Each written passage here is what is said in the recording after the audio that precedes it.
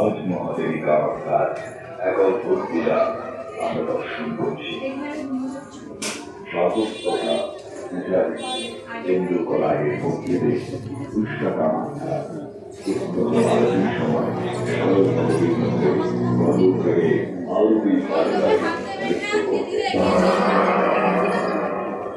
গর্ভগৃহের দরজা বন্ধ থাকত, কিন্তু তার ফুলের আওয়াজে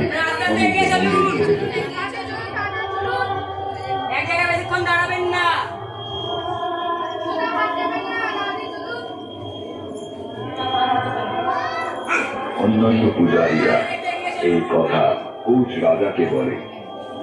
পরে কেন্দ্রকলায়ের থেকে সব জানতে পারেন রাজা। তিনি চেয়ে ধরে বসেন মাকে দেখার। কনিষ্ঠ ভক্ত কেন্দ্রকলায় জানায়, এভাবে তো মাতৃদর্শন হয় না রাজন। একমাত্র ভক্তির বাঁধন ছাড়া মা ভরা দেন না।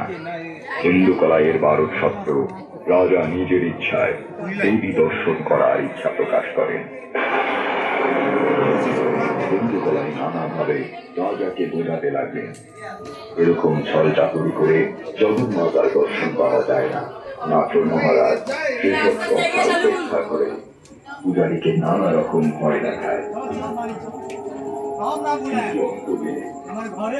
সন্ধি পূজা আরতি শুরু হলে